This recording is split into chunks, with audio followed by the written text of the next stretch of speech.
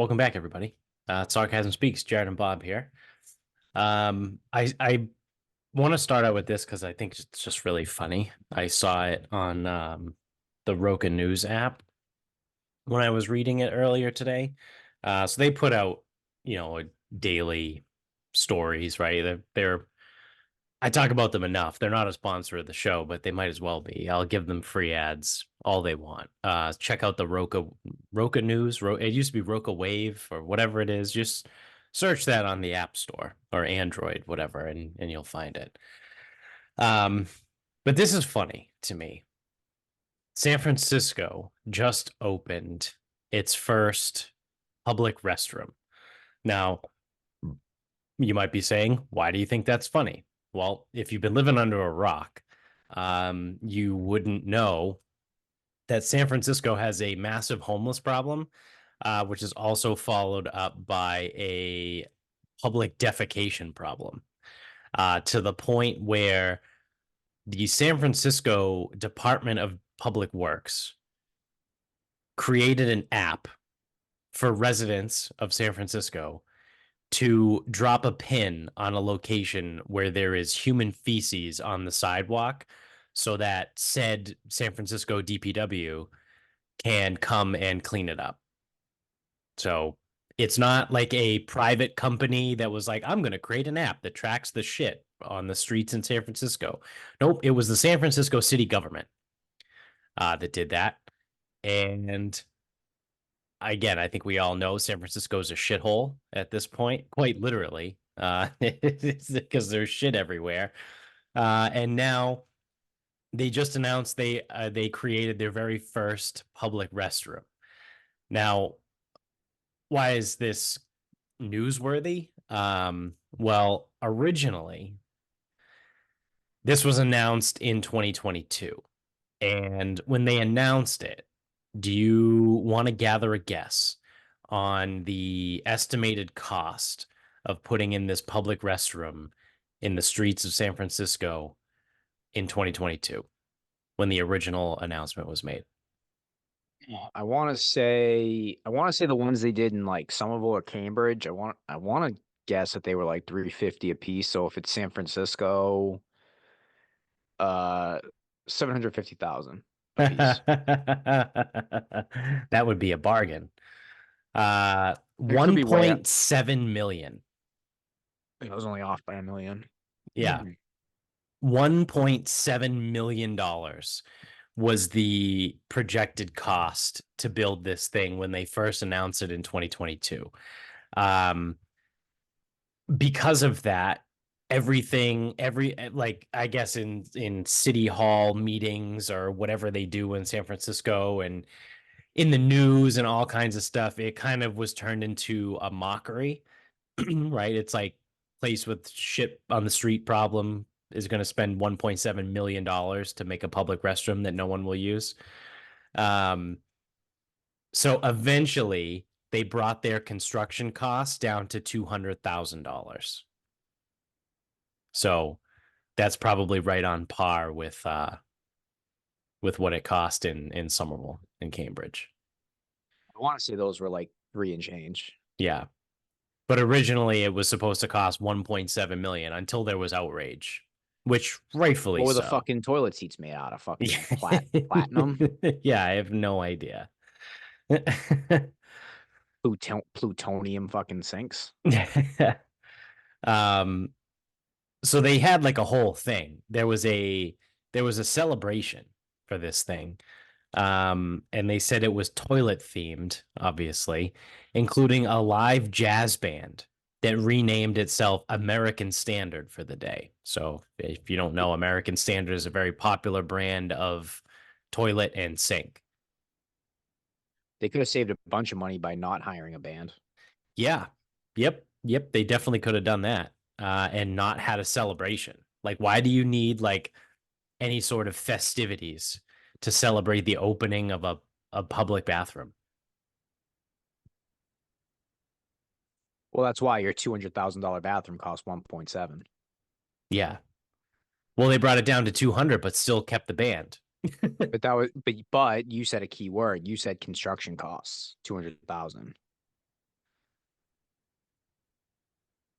Yeah, but I mean, that's just how the article is written.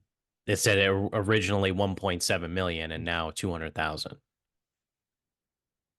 Yeah, I'm reading between the lines, and I am suggesting that that 1.7 million probably included some bullshit. Just like every other fucking bill that comes through, it's a COVID relief bill, and we're gonna talk about fucking a pay raise for congressmen, and then it's the same thing. It's like, oh, it's gonna cost 1.7. And that definitely included like a celebration and fucking ticker tape parade and a toilet fucking mascot and Scrubbing Bubbles was gonna show up and The whatever. jazz band. And then they say, oh, we got the construction down to 200,000. Now they didn't spend the 1.7, but construction was 200,000. And then they spent another fucking 50 on bullshit. Probably, yeah. Probably. Um, so yeah, it's also they said it's in the Noe Valley neighborhood. I know nothing about San Francisco. Um, but I've never heard of anyone talk about Noe Valley. So I'm assuming that's probably like a really nice part of San Francisco, which is again ironic because that's not where it's needed.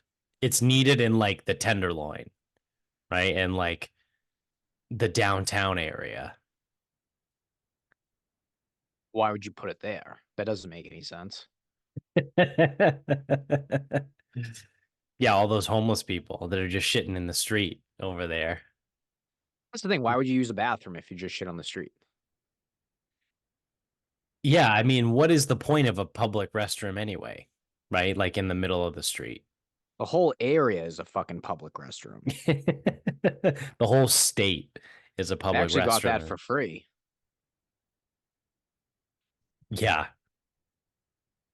Yeah, I mean, I don't know. Like I said, I thought that was funny. I thought there was a lot of irony in there. So you can't make this shit up. Didn't they come? Didn't they have something else? Did someone send something in the group chat where Maybe. they spent 122 million dollars to house 121 homeless units or some shit? Oh yeah, there was it 24 billion dollars? No, I thought it was 100. I thought it was 122 million to do 121 units because each unit came out to over $1 million. Oh, really? I think someone sent it in the Twitter chat. Oh. Huh. That's like Um, another. So I don't know again, I didn't read it and I don't care, but I'll just speculate anyway because what would we be if we actually fact checked things and yeah. We don't need to do that. got complete info? Yeah. How the Uh, fuck does it cost $1 million to come up with one fucking unit yeah, it doesn't make a whole of lot of homeless sense. people? Well, as a whole, California spent $24 billion on what they call the quote unquote homeless crisis, right? But nothing improved in the entire state. Didn't it actually go up? Yeah, Like I the think like the homelessness homelessness. increased. Yeah. Yep. So this was another thing. This was what I found. I think Vinny might have sent me this, but it was California GOP leaders are calling for more accountability after an audit released earlier this week indicated that the state spent around $24 billion to tackle the homeless crisis over the past 5 years. Okay, so it's over 5 years. It's not in 1 year, but still, 24 billion is a shit ton of money. Um, but did not consistently track whether the huge outlay of public money did anything to actually improve the problem. That's even worse. Let me read that again for you in case you missed it. After an audit released earlier this week indicated that the state spent around $24 billion to tackle the homelessness crisis over the past 5 years, but did not consistently track whether the huge outlay of public money did anything to actually improve the problem. So they spent all of this money and they did not track to see whether it was making any effect. So now they have no idea whether it did anything or it didn't do anything because they didn't even bother to check. Well, I think that's worse than doing nothing, right? Like no, if no, you no. spend the No, money and it's do smart. It's nothing. smart because 24 billion, they didn't use 24 billion to actually combat homelessness. People got paid Oh or no, that's how this programs works. got funded. Yeah, So that's how it all works. It's all in bureaucracy. why do you think they didn't track? Because if they did, then you would find out where the money went. They knew it wasn't going to work. Right. So if you don't track it, you can be like, oh, well, sorry, we didn't track it. We're just incompetent. Yeah. You can As keep sending opposed us to, money though in our budget. yeah, we'll get it right next time. Yeah. But if you do track it and you know it's not going to work, well, then people are going to ask questions. So now people can ask questions like, how are you so incompetent? I don't know, man. Yeah. So the state auditor's report found that despite the roughly 24 billion spent on homeless and housing programs during 2018 to 2023 fiscal years, the problem didn't improve in many cities, according to the auditor's report. So the auditor went and like tracked stuff on his not it's not one person that does this state audit, it's a group of people. So um the auditor's office did their own tracking and found that the problem did not improve in many cities. So again, to be fair, like some of them it might have stayed the same, some of them it might have got better, but most of them didn't improve.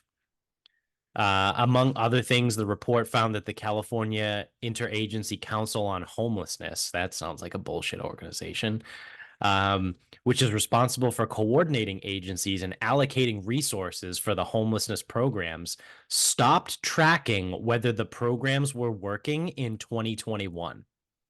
What was that? What was that entity? The California Interagency Council on Homelessness. Here's a question. Now, politics aside, what is that agency's motivation to solve the homelessness problem? Yeah, there isn't one.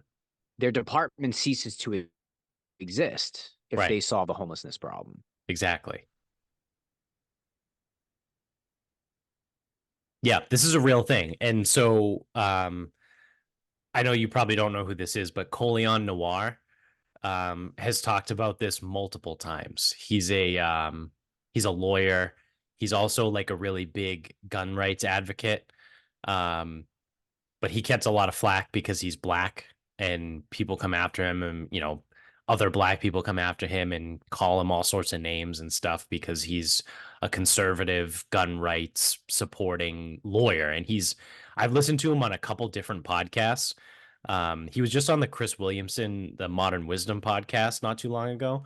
Um, he's very, very well spoken. Like you can tell, like he's a smooth talker. He's an intelligent guy. He's charismatic. He's a great listen.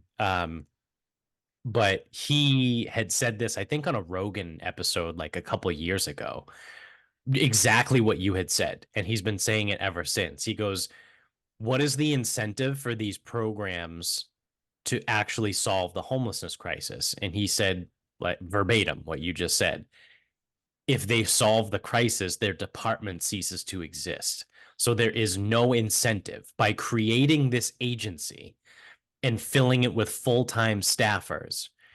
You are basically putting the nail in the coffin that homelessness is never going to get fixed because these people want to keep their jobs. They want to keep their cushy state funded jobs, right? With the state pension and retirement and things like that.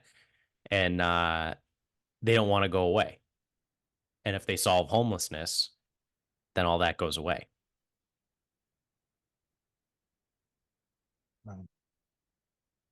Yet no one asks these questions. Just Yeah. me on this fucking just dumbass me, stupid fuck me, and this other guy that sounds like he might have a fucking brain.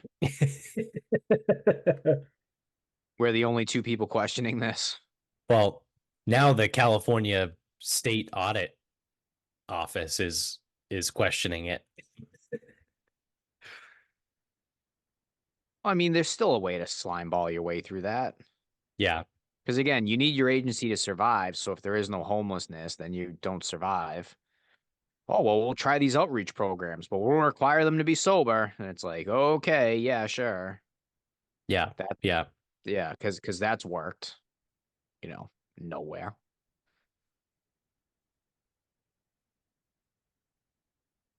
That's good though.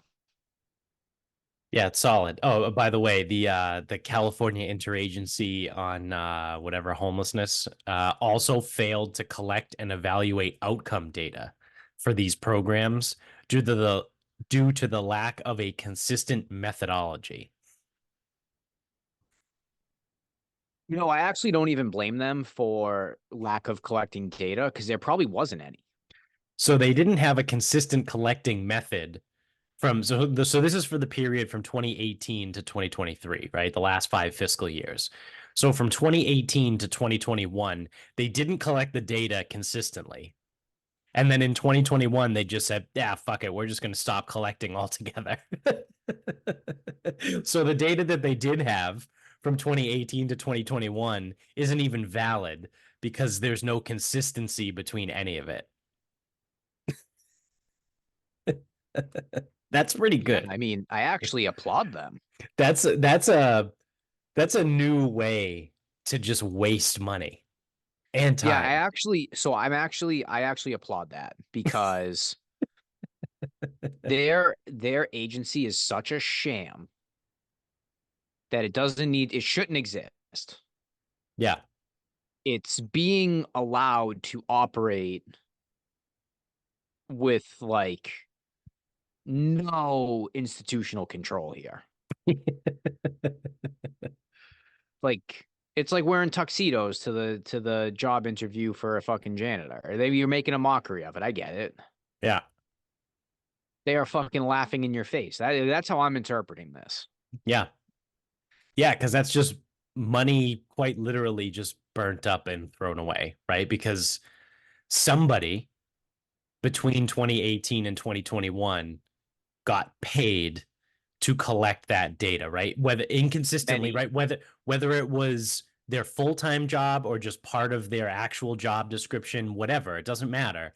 Somebody was paid to collect, albeit inconsistently, that created invalid data, collect some sort of data for what, 4 years or 3 years from 2018 to 2021. And then finally in 2021, they were like, yeah, we're just going to stop collecting it altogether.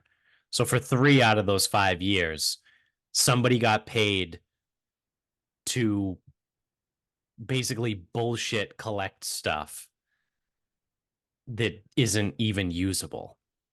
And I'm willing to bet that no one's been fired. Probably not. That's what I mean. You want to talk about like layers of incompetency, right? And like waste. Like the organization as a whole is a waste, right? Um, the way they counted their data was a waste. Paying the person to do the data inconsistently was a waste. It's like three different layers of wastefulness in Also there. paying everybody in the department Yeah. because if their sole purpose is to handle a homelessness, well, they're not collecting data, so you have no idea if their system's working or not. So even the fucking accountant or Yeah. the lady who sits at the front desk, it's all a waste. There's your 24 billion, not literally, but Yeah. and then whatever department that's a part of, who's in charge of that? Because that person sucks. Yeah. And then you can just go right up to governor. We know he sucks, but he could have sat there and been like, "Where's the 24 million? Oh, well, we spent it. On what? Yeah. Where? Because How? the problem didn't improve. Oh, well, we spent it, but we don't have data. You know how data collection goes. Oh, yeah, sure, 24 billion. Don't collect the data. Who gives a fuck? Yeah. Yeah. Yeah. You know what? You just stop collecting it altogether. So this gets And even you know better. what? Make sure you ask for a pay raise next year too. Yeah, yeah. Make sure you use up all your budget this year so you can justify a bigger budget next year. Correct. That's literally how government works. Like I've heard people say that. And not just government, but also that's how business works, right? Like some of the clients and the companies I work with, like I talk to them and they're like, yeah, we have to max out our budget every year if we want to request a larger budget next year. Like we can't justify any other way for a larger budget than saying, see, this year's budget wasn't enough. We need more money next year. And I'm like, By the wow, way, that's an interesting way to run a business. by the way, the absurdity of that too, right? Yeah, yeah, Well, we have to make sure we max this one out so that we can ask for an increase. yeah, So are you having problems maxing out the budget or no? And yeah. And then then like, what are you gonna what do do? you ask? What's the increase for? Right, right, Obviously, so everyone gets paid more. I get that, but yeah. Well, I mean, sometimes it's in like a capex budget, so like a capital expenses. Um, so it's not necessarily like goes into salary. It's I see it a lot with like the pharmaceutical companies that I work with. Their capex budget like is say like $10 million, right? And if they wanna if they want $11 million next year, they can't spend 9.2 this year and ask for 11 next year. They have to get to 10 and then be like, oh, next year we need 11. And then however in this massive pharmaceutical organization makes its way to the top, and then they're like, okay, sure, yeah, I see on the books here you maxed out your capex budget this year, so next year sure we can justify your $11 million request. And then to be fair, this can only happen in companies, not like with like literal unlimited money, but effectively unlimited money, like yeah, pharmaceutical companies, it can government happen on a agencies. smaller scale though, for sure, at other companies. But I'm using this one example, right, for a pharmaceutical company and a capex budget. But this is exactly how you end up with random pieces of equipment that sit in labs that no one uses for like 7 years, right? So I see it all the time again because I have to move these companies. So we go in and there's this like massive piece of equipment that's like very complex, like needs like a vendor from Sweden to fly in to deinstall it and does this whole thing. And it's like, oh, wow, what does this do? And they explain whatever it does. And I'm like, wow, that's really cool. Like, how often do you use this thing? Like, oh, we haven't used it in 6 years. Like, oh, how come? They're like, well, we needed it for one thing that we were doing a couple years ago. And then, and this is great too. Sometimes they just say, like, oh, and then that department was just closed down. So we just have that piece of equipment left over. It's depreciated, I guess. Well, yeah, yeah. But that's what they need to do too. They have to wait for a depreciation before they can get rid of it. But it's like all of this, like, random, like, mental math gymnastics that needs to be done for all these things. And like that's what happens, right? Because you have a department that might be at $8.7 million of their $10 million budget and they want more next year. So they're like, oh, well, we have $1.3 million to spend. Let's buy that piece of equipment that was $1 million that, you know, was absolutely wild. Well, are we going to need it? Well, I don't know. We need to spend the money. So let's just get it. And if we use it, we use it. And if we don't, we'll get rid of it in 7 years when it depreciates. It's like that's literally how these companies work. It's wild. So I would imagine that's probably similar to how government agencies work also. Yeah, that's the point I was. So let me just use a fake industry for example. Let's just say it's the guy I used for the shipping and or they do shipping and crating. He helped us move. Yeah. If his guys go to him and go, all right, we spent our budget. We need to go 10% above that. He's gonna turn around and go, why? Yeah. For what? What the fuck are you doing with it? Right. But that's a small scale. it's the bigger scale, the massive corporations, the pharmaceutical industry, government agencies, Right. where again they don't have unlimited money, but they almost kind of do. Hmm.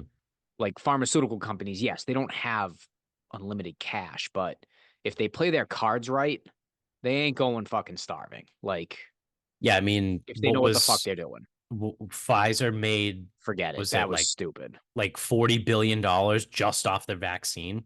Just off the vaccine, let alone like that, that little thing that they sell called Viagra, that's probably the number one prescription in the entire world, if I had to guess, right? And like Yeah, and whatever God forbid else, if they have a fucking blood pressure medication. like in 2021 alone, Pfizer might have made like in the hundreds of billions of dollars.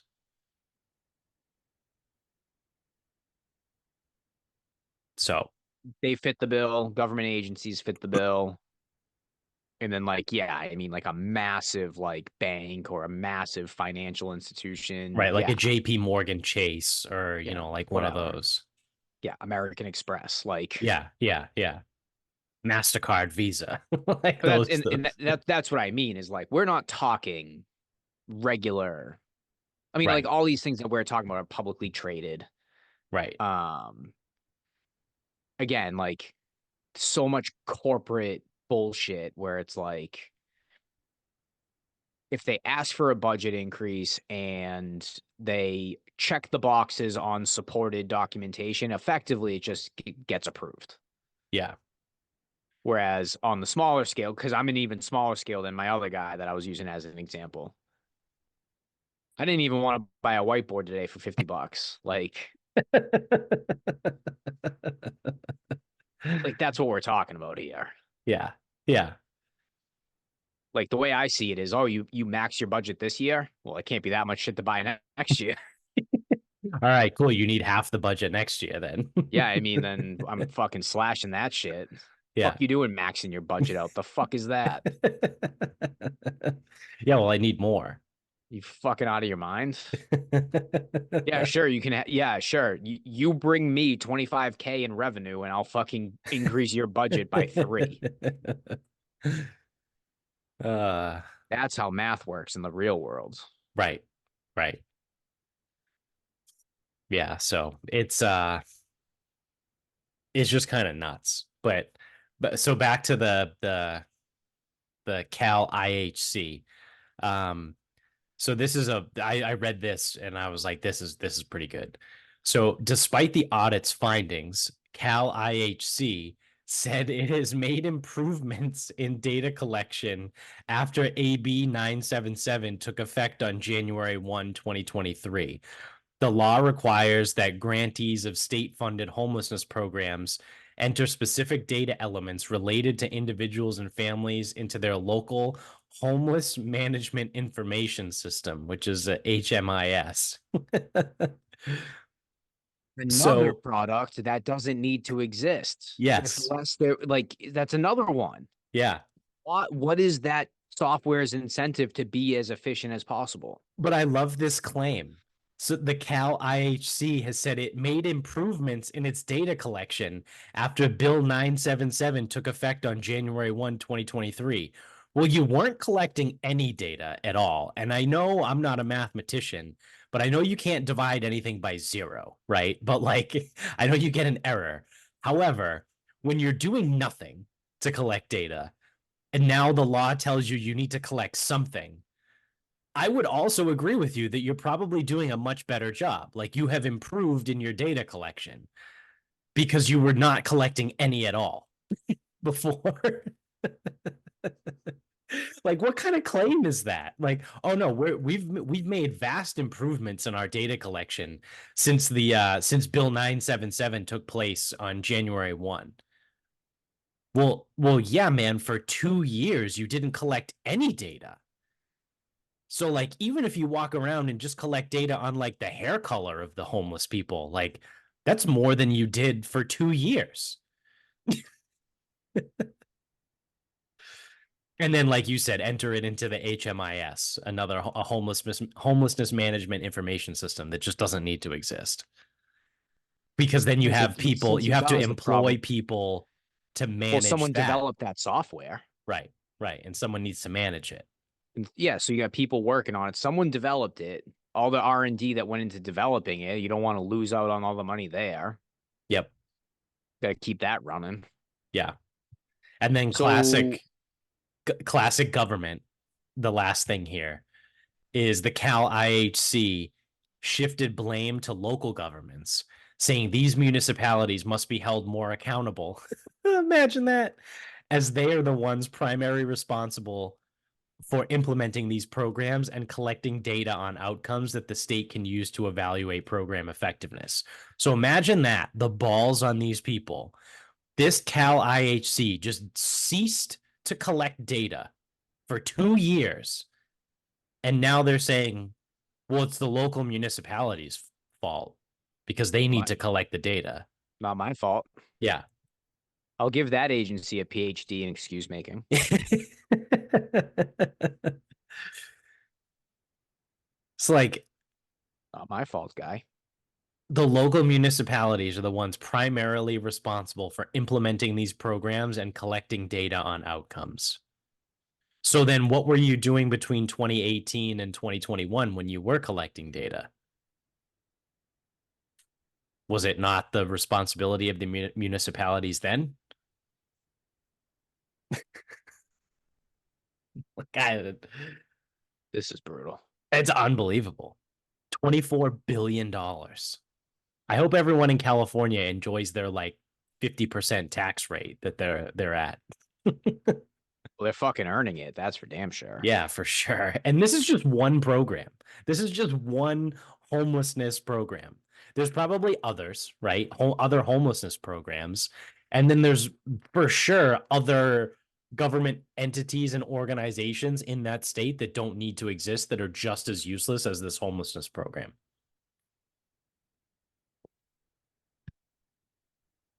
Like the fecal matter division of the DPW.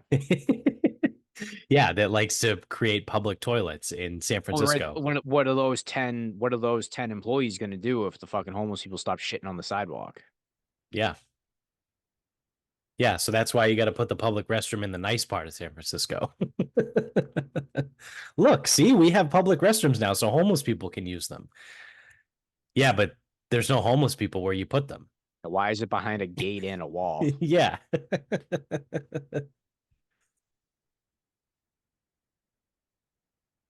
So, yeah, welcome to California. What an absolute fucking disaster that place is. It's funny too, because someone made the point. They were like, the only issue with California is the major cities there. And I'm like, the major issues in those major cities are fucking problems. Like, Yeah. yes. So a state that's as big as New York to Georgia, or whatever the fuck it is, Yeah. whether it's however you want to consider, whether it's San Francisco and LA or San Francisco, San Jose, LA. I don't know about Sacramento. I don't know shit. Yeah. San Diego usually gets to skate. They drag down the equivalent length of like 11 states. Also, It's not that many, but anyway. most of California is like those 7 cities. Like most of the people in California are those like 6 or 7 cities. Because I didn't actually realize this. I just thought like obviously I know that there's like 50 million people or something that live in California. Um and I know there's a fuck ton of people, right? Obviously LA has a ton. It's the biggest city in the country population wise, I think. Um if you include illegals. um so we just hired a guy that is on my team and he is originally from outside of LA, right? I think he said he's from like the Anaheim area. And we were just shooting the shit the other day and he was like, yeah, like so another guy that works for us was in the military and he was based in El Paso and they were just talking about like driving between Texas and California and how useless Arizona and New Mexico are to drive through. And the guy from that grew up from around Anaheim was like, yeah, man, a lot of people don't realize that as soon as you get east of like Anaheim and like those major cities, California is just a fucking desert. He's like, there's nothing there. He goes, there's absolutely nothing on the eastern side of Southern California. It's just desert. He's like, you have LA, San Diego, and Anaheim, and then anything east is you might as well be in New Mexico and Arizona because there's nothing there. And I was like, wow, I never actually realized that. And then he was saying, like, most of the people in California live in the major cities that you can sit here and name off the top of your head. He was like, outside of that, like, yeah, Lake Tahoe is on the eastern side of like mid California by like Utah or Nevada or whatever. And it's like, other than Lake Tahoe, he goes, can you name me anything on the eastern side of California? And I was like, no, no, I actually can't. And he was like, yeah, because there's nothing there. I was like, holy shit. California is literally, it's so fucking big, but it literally is just the coastline and it is just like 7 cities. That's it.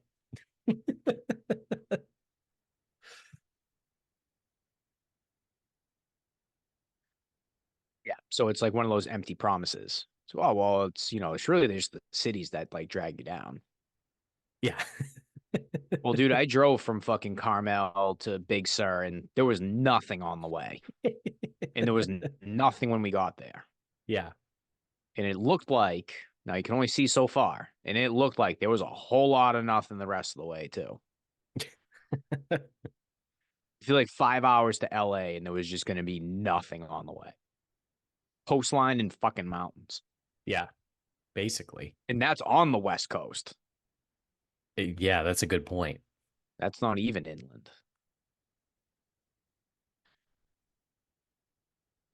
So I think this gets goofy because I think this is one of those like Boston, greater Boston things. Because I just looked up population by city in California, and they list LA as only having a population of like 4 million people. But Oh, I've that's not heard right. I've heard people say there's up to like 20 million people that live in LA.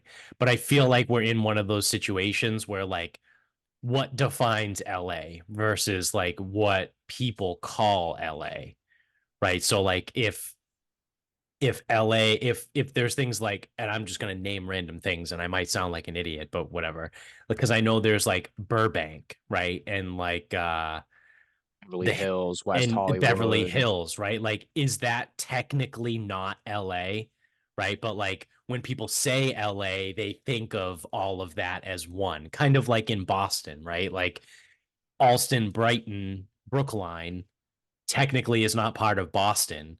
But if you ask someone in Brookline where they live, they're like, "Oh yeah, no, it's Boston," right? Like it's the same thing as like you could stretch it out for the greater Boston area, right? And to include, Medford, Malden, Everett, Cambridge, Somerville, like Revere, like that area. So like greater Boston is a little bit bigger. Um, but like Brookline isn't Boston, right? Even though it is Boston. So like Like, I wonder, you know how they say like Riviera's in Pacific Palisades? yeah, That's fairly outside of downtown LA. yeah, And Compton is also, I'm just looking at a map because I was looking at how much nothing there really was. yeah, Mm. Compton seems to be fairly outside of downtown LA as well. yeah. But so I did pull up. So it is all desert from uh like I mean, so Temecula is south of in Murrieta. I think that's where Ricky Fowler's from. Murrieta, California. Mm. If you go directly east from LA, there's a national forest. You go a little bit south of that, it's Palm Springs. Anything east of that is like Joshua Tree National Park, Yeah, Mojave National Preserve, and it's a lot of brown on the map. yeah, So when you go north, Death Valley National Park, it's all national parks. That's it. Yeah. And It's it's all desert. brown. It's brown until you get pretty much all the way up Nevada, obviously. Big surprise there. Yeah. But inland is all national parks as well. Like Fresno's like moderately inland, and then like it's just all national parks, national forest, national forest, national forest, Yeah. national park, national forest, national parks, national parks, national forest, national preserve. Yeah. Like, no shit, they have all these wildfires. All there are is fucking trees. I know. I There's know. nothing else here. It's interesting. I've also, but it's like one of those things. Like I wouldn't have thought this, but I've also never would have actually spent the time to give California this much thought either. Yeah. But yeah, it's one of those I just thought it was I thought it was funny because it he had a good point, right? He was like, "Yeah, man, there's nothing there." Yeah. I mean, I wouldn't have known what was there to like dispute that, but I would have thought there was more. Yeah, same. Because you hear again like 50 million people in California, and you're like, "Oh man, there's got to be people everywhere." But It's gonna be, there's not. I was like, something, Yeah, there's not. village or some bullshit. Because then you get up Northern California, and then it's all wine country, right? And then it's all just grape valleys and shit. So yeah, there's a lot of empty space there that I feel like people didn't really know about.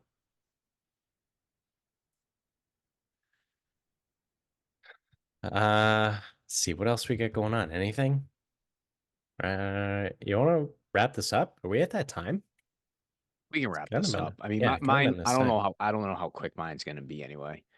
So I finished listening to the Billy Walters book. Ah, yes. And did you read it, listen to it, anything? Yeah, I listened to it on Okay. Audible.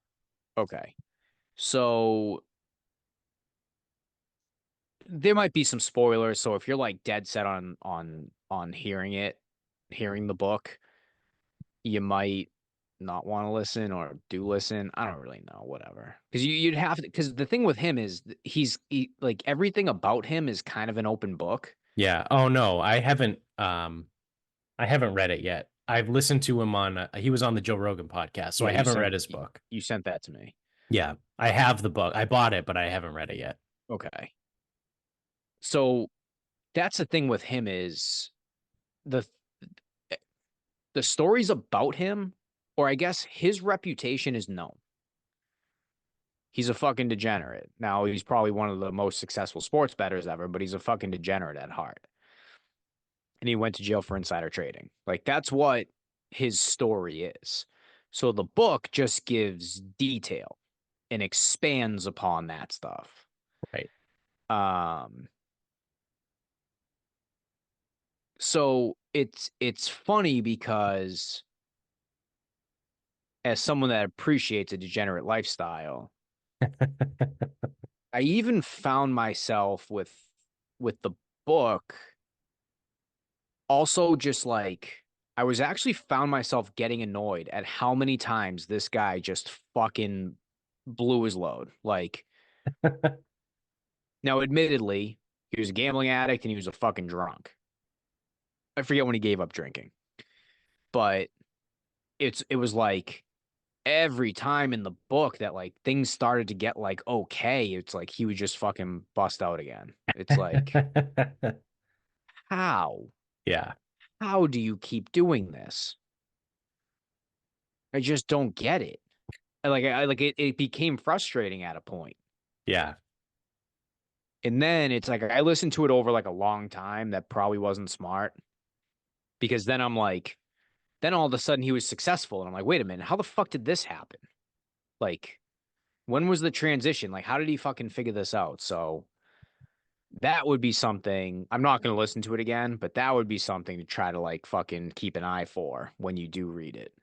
is like, how does he go from massive piece of shit to like figuring this out? Because I definitely fucking missed that part. But Yeah. again, I also listened to it very broken up over a quite a wide period of time. Yeah.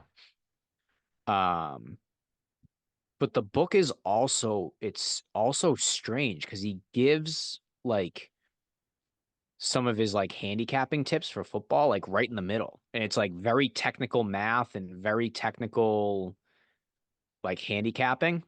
Yeah. Because it starts out like story of his life, story of his life, story of his life, you know, a little bit of his relationship with Phil. Then he gets like hardcore handicapping, and then it goes back to like his time in jail and how he got there. And I'm Yeah. like, what the hell was that handicapping chapter? Like, how did that just show up? Yeah. Yeah. Um, I will say, I mean, say what you will for as frustrated as I was with him, like getting up, getting down, getting up, getting down, getting up, getting down. Every time he got up, he ended up fucking down. And that was like the thing was I didn't like leave the book thinking like, oh wow, that was like pretty cool how he pulled that one off. I left the book thinking again, this could be of how I uh took it in. I sat myself like, wait a minute. How did he pull this off? I'm Yeah. still not clear on that front. And how did he make so much fucking money? Yeah. Now he did admit, like, part of it too was he goes, I was gonna win fucking big, or I was gonna lose every fucking penny I had when I was drinking and gambling. Yeah, He it goes, sounds that was about right. he goes, that was it. And yeah, I mean, when you bust out that many times, like, yeah, I guess. Yeah. But I also got a kick. The part that I got the biggest kick out of because he doesn't really get into the sports betting stuff. Like he sets up this massive operation, which he talked about in the Rogan podcast. Right. Um, so really it was just like a really like well-oiled machine of like how he pulled that one off. Uh, but he did talk a lot about like his golf gambling and like some of the guys he would play with and some of the matches he had and things like that. Like that was mildly entertaining to me because um it sounds like he was probably like a mid high single digit Mhm. and he would just like whatever the bet was, he would just say yes to it and then try to figure it out from there. Um so yeah, I mean, I I thought the book was fine. I mean, it's definitely worth going through for like because the stories are a little crazy. Um, but some of the reviews I heard about it, I'm like, I don't know if I'm seeing that. Like, I didn't think that book, like, and I didn't know anything about Billy Walters before the interview with Rogan. I don't really think the book really shed a lot of light on a guy that was any better than how he came off. Yeah. Yeah.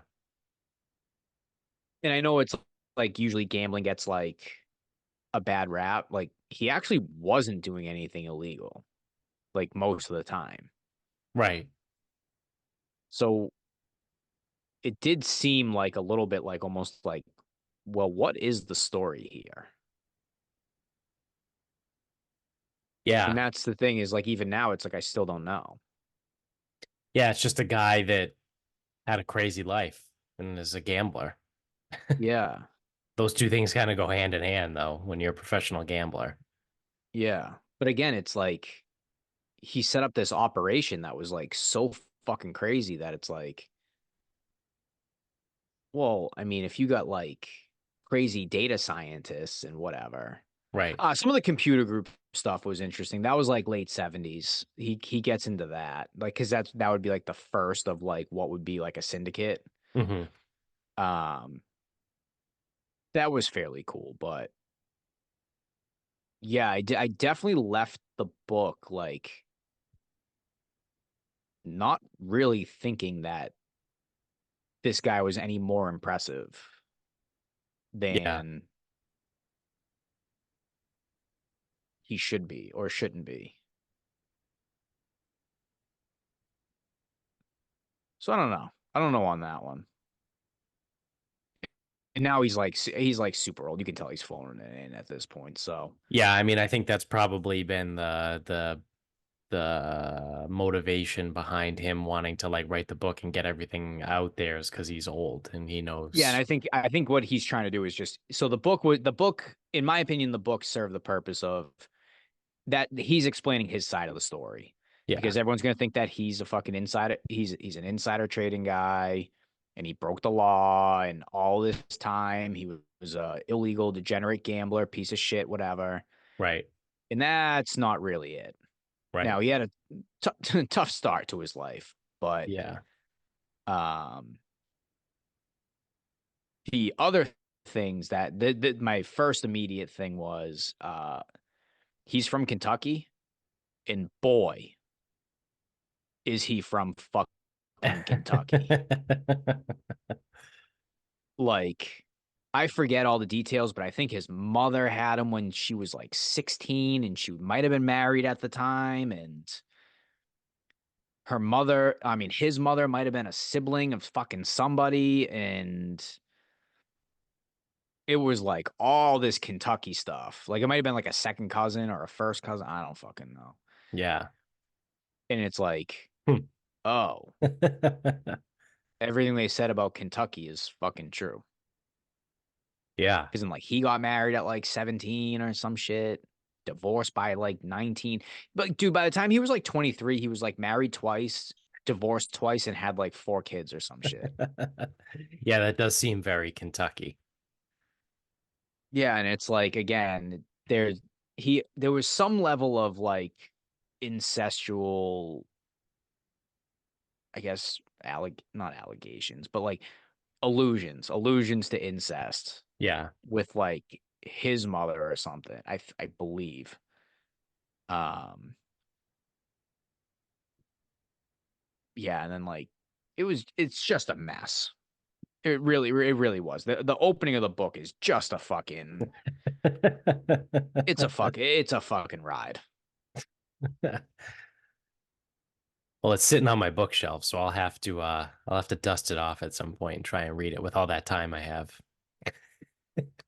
I should have just bought the audiobook. I don't know why I bought the real book, but Yeah. because I was like, oh, I'm gonna read it. Yeah, okay. Good I'm call. yeah, I mean I'll read it eventually, but I don't know when. Um, which brings me to my final thought. Um, this is just a setup for my final thought, but I've been working on getting a fence built for the garden in the backyard that currently doesn't really exist. We have like the holders, like the raised garden beds, whatever. But we got to get through the whole like fence thing. So obviously the dog can't get in, and all the other animals that we have, like rabbits and fucking whatever mice and all kinds of shit that live deer that live in the yard. And I mean turkeys is nothing you can do because they can fly, but regardless, we gotta build the fence, right? So that's a whole thing in and of itself, but that's actually not my final thought. It's in relation to this. So I texted you guys in our group text. Was it last night? I had to stop by Lowe's on my way home from work because in getting all the lumber that I need to build everything on, it was either Saturday or Sunday. Um, Lowe's didn't have the fence posts that I needed. I needed a 4x4 by 6 foot, and they didn't have any. They had three, and two of them were bowed, like pretty bad. And I was like, well, can't make a fence post with a bowed piece of fucking wood. So, but the guy was like, oh, we're getting a lumber delivery tomorrow. So if you come back tomorrow, it should be here. Well, lo and behold, there was a whole fucking pallet worth of 4x4 by 6 foot posts. So I load up my panel cart from Lowe's and I walk my way. I grabbed a couple other things that I needed. Um, and I'm waiting in line by the lumber checkout. So for anyone that's familiar with Lowe's or even Home Depot, they're basically the same setup, right? The lumber department is separate. Like it's all the way down the other end, and then towards the other, like the regular end is like the normal like checkout lines, whatever. I was in the lumber department, so I just was going out by the lumber checkout. So there was a line. There was a line of people. There was like two people in front of me. So I'm just standing there hanging out, not really paying much attention to anything.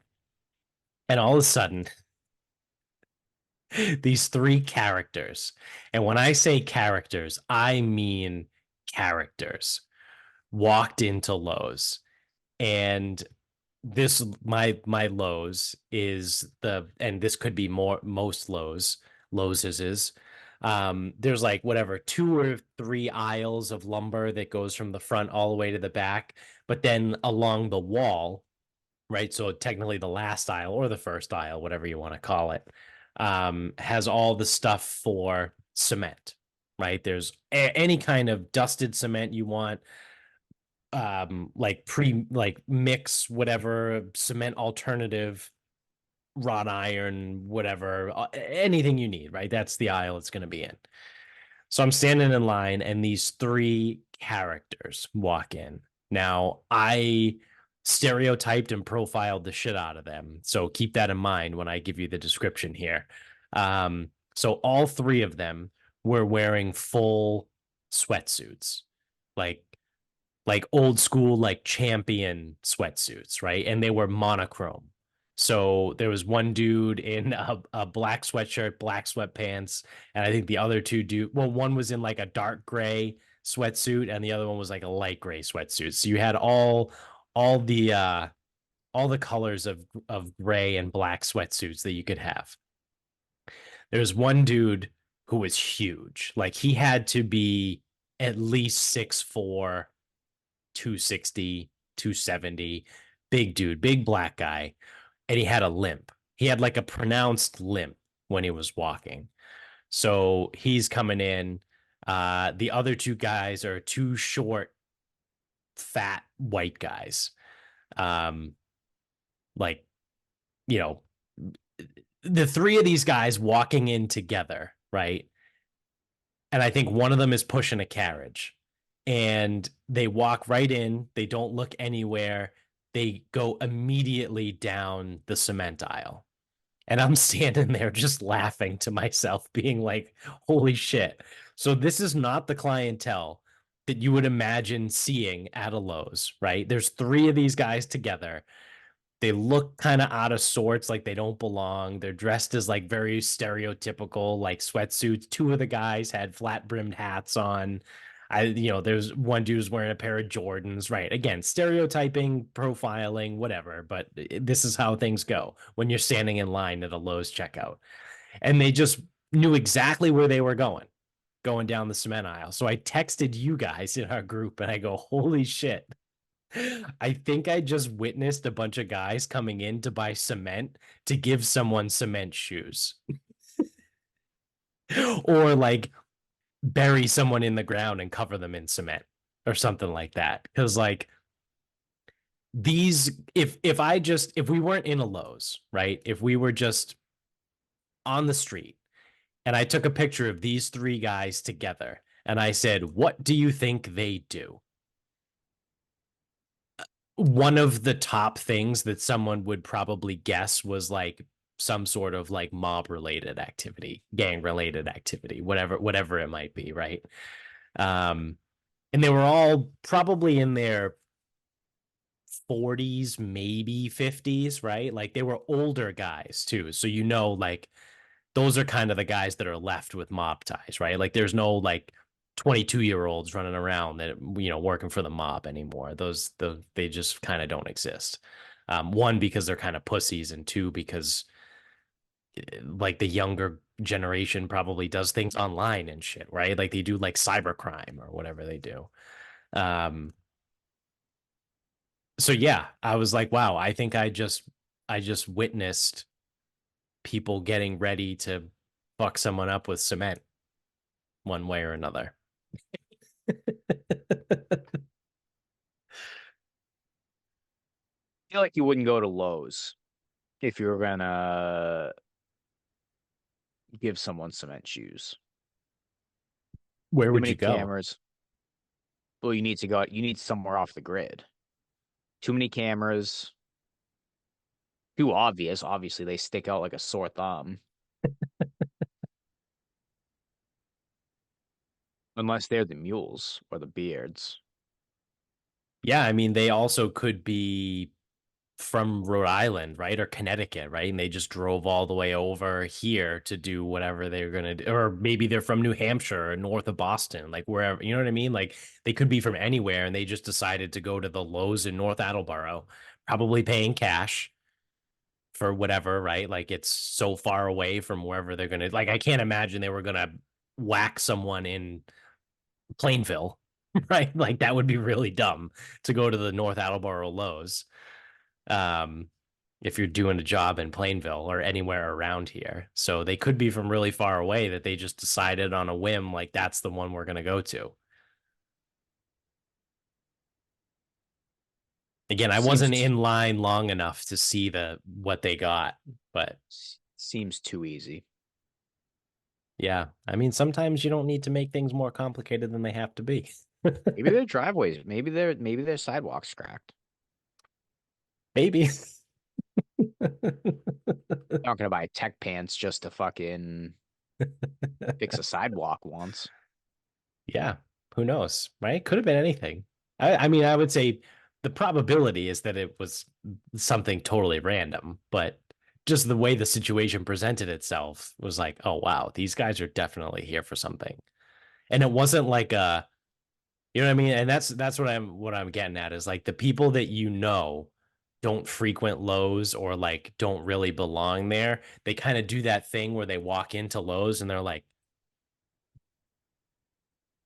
well, like they knew what they looking were at the getting. aisles, like trying to read like what is where and like looking up, trying to read the signs. These guys knew exactly where they were going. There was no hesitation. There was no fucking around. They went right into the cement aisle. Maybe masonry is just a mere hobby of theirs. Yeah, maybe they're Masons. You know, that could be a thing. That's certainly a possibility, right? But I just thought it was funny. I figured I would share that because it gave me a good laugh, especially as I was texting you guys, being like, wow, this is kind of nuts. If part of me really wanted, like, if I wasn't about to go check out, I kind of wanted to be like, oh shit, hold on, I gotta go grab something and like just go and see what they were doing, what they were looking at, just to get the confirmation of like, are they actually buying cement? Because it would have been really funny if I went down there and they were like looking at like mailboxes or some stupid shit, right? Like, oh man. But then it's not a funny story. That's part of the allure, right? Is the unknown. So in my head, they work for the mob. So there you have it. That's going to do it for us. Thank you for watching. If you're on YouTube, don't forget to click subscribe up above, hit the thumbs up down below. Subscribe if you're an audio only guy. If you use Apple or Spotify, leave us a review and 5 stars. Tell everybody you know about the show. You get us on Instagram at Sarcasm Speaks Pod. Twitter is sarcasm_speaks. Facebook is Sarcasm Speaks. Website is sarcasmspeaks.com. Go to the merch store, buy some merch, and also check out the show notes below for all of the links and deals and promo codes and everything you can get from the sponsors. So go support those guys, check those out. And until next time, good night, everybody.